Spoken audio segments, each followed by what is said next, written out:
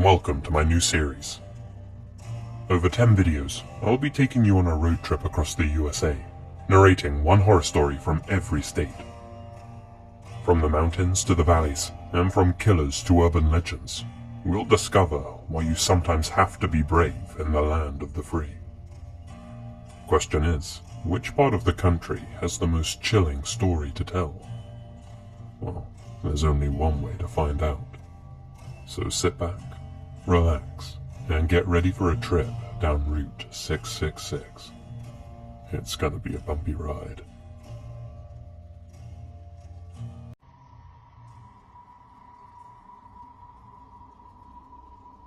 There used to be this old, abandoned house just outside of Madison, Wisconsin. A real run-down, two-story building that had just been left to rot away. In our teenage years, my good friend Sam and I were keen explorers, so this place seemed like prime real estate for us to check out. We dreamt of finding some lost treasures hidden in the attic, or something cool left behind in the basement. We'd occasionally walk past the place and stood outside looking at it, talking about actually going inside. Well, one weekend, we decided that's exactly what we were going to do. It was the early afternoon, around 1 p.m. Like I said, this house wasn't actually in the city. It was relatively secluded, so we felt confident that no one would disturb us. We approached the house and tried to look in through the windows. They were so dusty that we couldn't make out anything inside. I tested the handle to the front door, and to our surprise, it had been left unlocked. It creaked open, and we were immediately hit by this horrible, stale smell.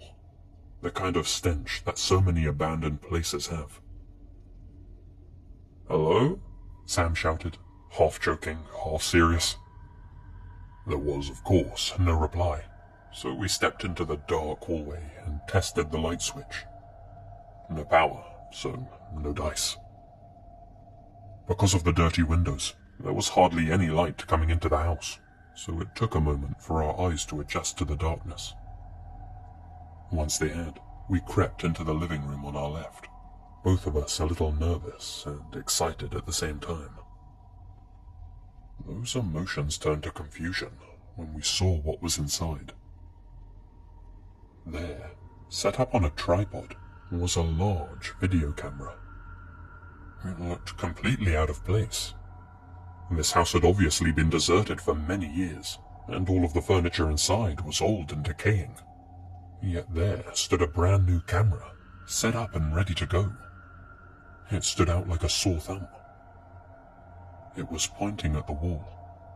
The floor just in front of it had been completely covered in sheets, and all of the furniture in the room was covered in plastic. A sinking feeling started swirling in my gut, and became heavier when I heard a horrifying noise. Somebody had just locked the back door. Panic set in, and the two of us turned and made for the front door we'd just entered through. The silent house was now aflood with noise, as we heard the creaking of floorboards above our heads, and the muffled whispers of people coming down the stairs. It sounded like there were 4 or 5 people, all charging down towards us. We made it outside, back into the light of day. As we bolted off, I turned and saw something I'll never forget. A man outside the front of the house, who had obviously been creeping around to lock the front door as well. I don't know how many people were upstairs when we escaped, but had that guy managed to lock the door before we got out, we'd have been trapped inside with all of them. I don't want to think about what they had planned with that camera, but I knew we'd just got incredibly lucky. The man outside simply watched as we ran as far away from that house as our legs would take us. We told our parents about the incident, who, in turn, told the cops. They eventually got around to searching the place, but by the time they did, it was completely empty, and there was no sign of any video camera. Nothing else seemed out of place, and nothing else ever came of it. That old house has since been demolished. I hope those men never found some other place to lure people into. Then again, they were all inside there already, waiting for somebody to walk in. So I'm guessing this wasn't their first attempt. And I'm also guessing explorers like us aren't so uncommon after all. I hope I'm wrong.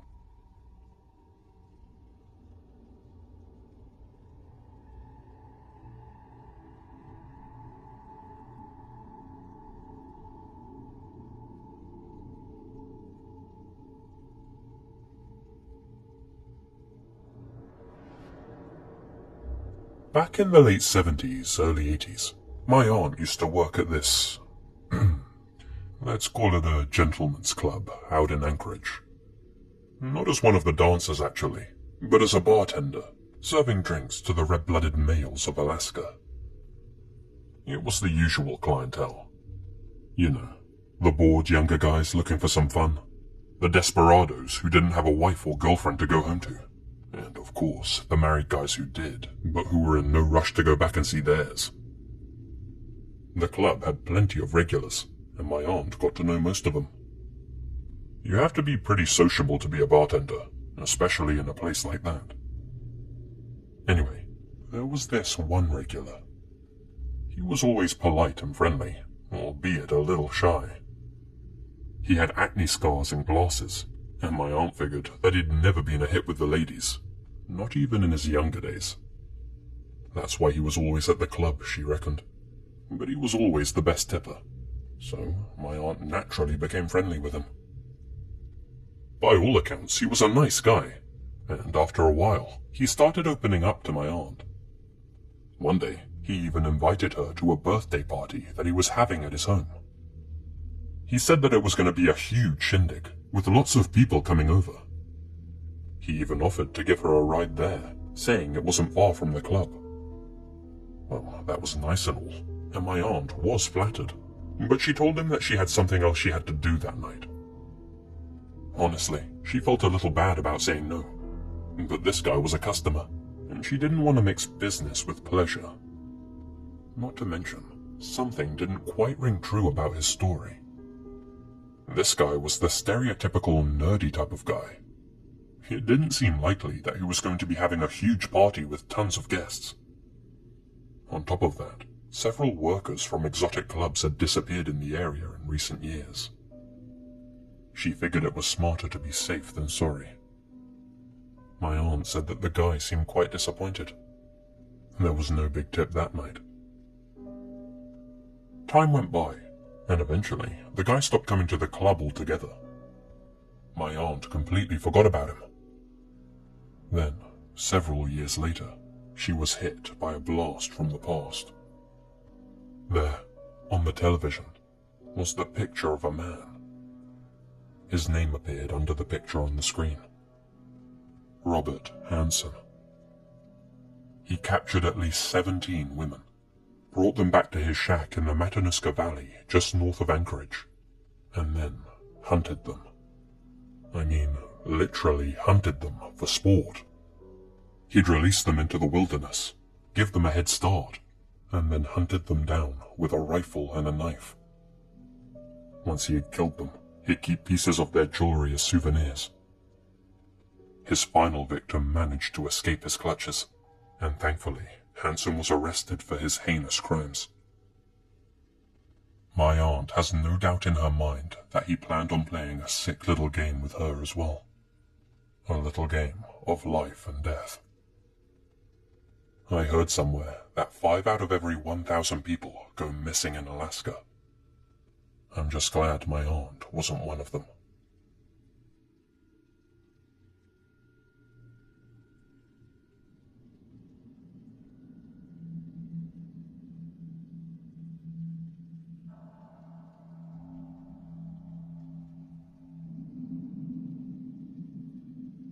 My friend John recently convinced me to share this story that happened to us near McCall, Idaho.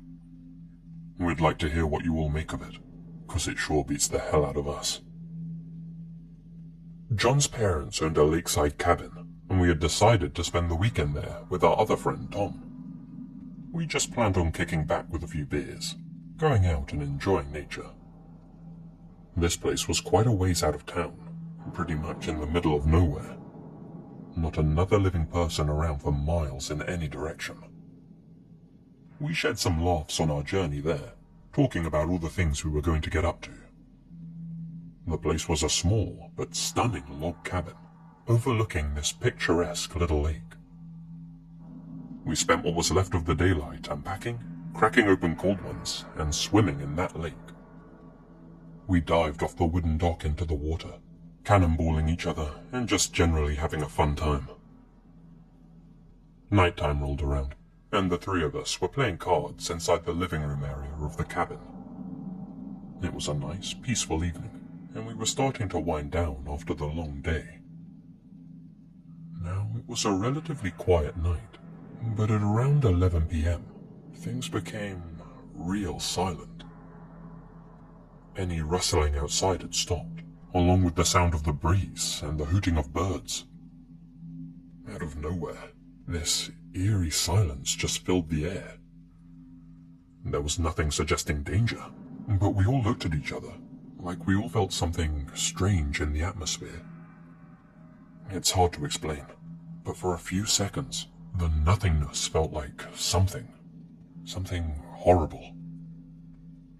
That's when this loud splash broke the silence. It sounded like something huge had just fallen from a great height into the lake. We rushed outside to see what it was. That's the curious part. The water was completely still, no ripples whatsoever. But there was something there, something large floating in the lake. We got nearer to the water's edge to take a closer look. We could make it out now. It wasn't a thing. It was a person. A body floating face down in the water, arms outstretched. It looked like a man, and it seemed as if we were too late to help. The body was bloated, like a waterlogged corpse. Where the hell had he come from? Nobody else was meant to be around anywhere nearby. We all started freaking out, and John ran down to the wooden dock's walkway to try and pull the guy out. I fumbled for my phone to call for an ambulance. Tom looked on in horror as John got to the end of the walkway and kneeled down to grab the body as it floated by the dock.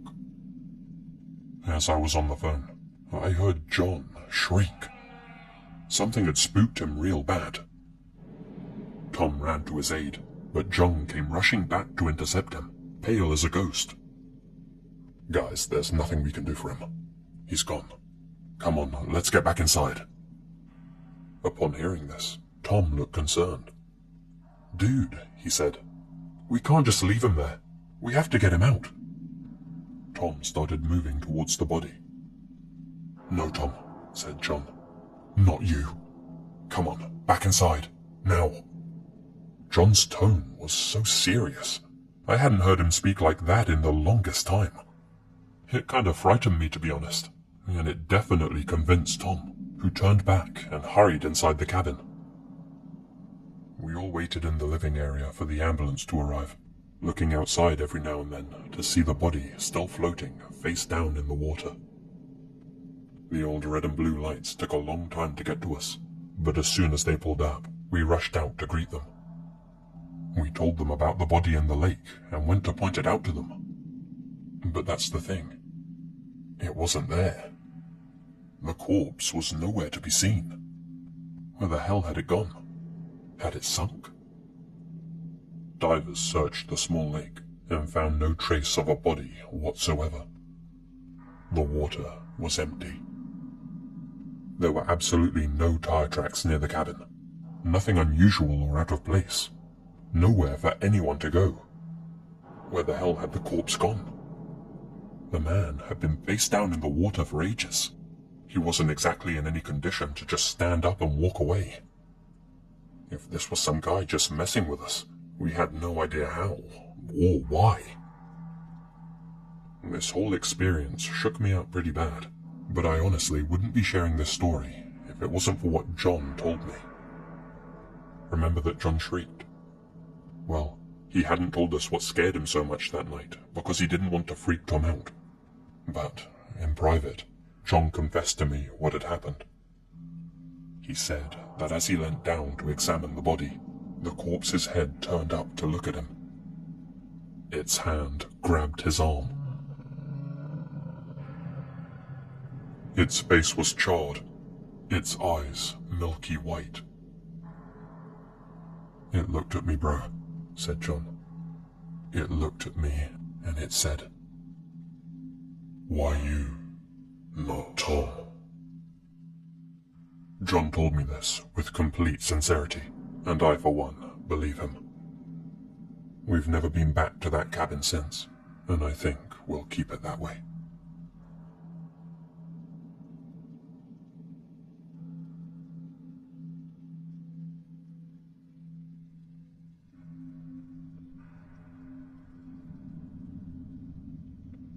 My boyfriend and I were driving through Northern California.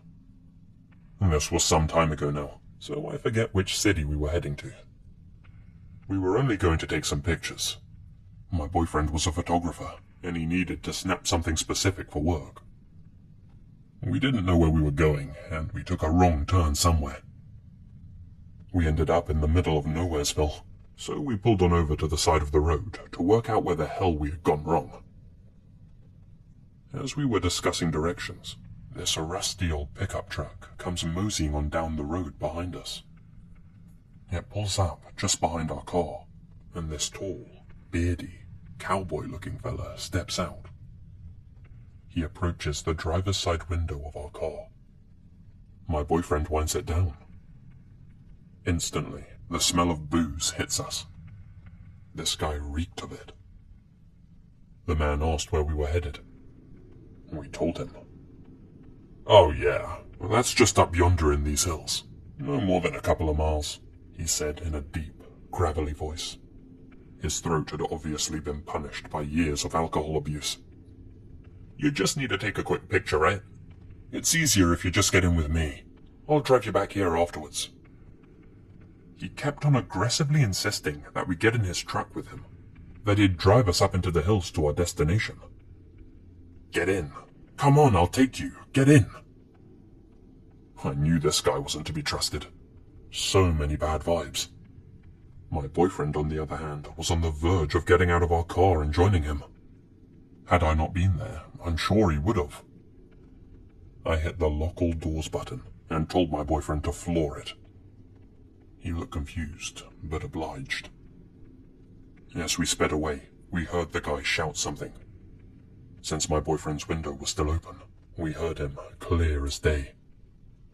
"Oh, you made the right choice." He cackled as he turned away. We soon learned that our destination was 20 or so miles in the opposite direction, not up the hill like this man had said. What did he have planned for us up there? I don't like to think about that too much.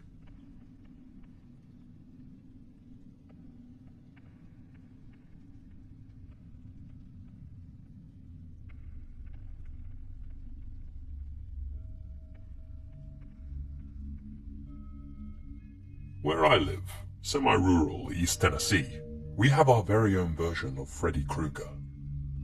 If you're from my neck of the woods, you may have heard of him. He's known as Skinned Tom. In life, Tom was a good-looking guy who liked the ladies. Once he'd dated all of the available girls in his area, he started seeing a girl in the next town over, not knowing that she was married. Eventually, her husband got wind of what was going on and vowed revenge on the two of them. He told his wife that he was going out of town for the weekend. Then he hid in the woods behind their house. As he had guessed, that evening Tom showed up to take the lady out. The husband followed them to a nearby lover's lane. Things were getting pretty hot and heavy when all of a sudden the car door was jerked open and Tom came face to face with one very huge, very angry-looking man wielding a hunting knife. "Oh God," screamed the girl. "It's my husband." "That's right, you dirty tramp," yelled her husband. "And I'm about to teach you a lesson you'll never forget." He pulled her off Tom, rammed the knife into her stomach once, and then tossed her aside. Then he turned back to Tom, grinning maniacally. "Don't hurt me," begged Tom. "I swear to God, I didn't know she was married." But the wronged husband didn't listen. There, deep in the forest, he pulled Tom out of the car, dragged him deep into the woods, and skinned him alive with the hunting knife. The husband then handed himself into the police. When the cops went to investigate the crime scene, they found a whole body's worth of human skin hanging from a tree branch. What they never found, however, was Tom's body. It had disappeared, along with the hunting knife. It's easy to see how an urban legend was born out of this killing. To this day, many people still say that they've seen the spectre of Tom walking in those woods. Stories of alleged sightings have circled around East Tennessee for years. He's described as a bloody skeleton in 1920s clothing, carrying the knife he himself was skinned with. All the teenagers around here grow up hearing, "Don't go to Lover's Lane if you don't want to be Skin Tom's next victim." That image of a bloody red man with a knife has always creeped me out. You won't catch me around Lover's Lane, I can assure you of that.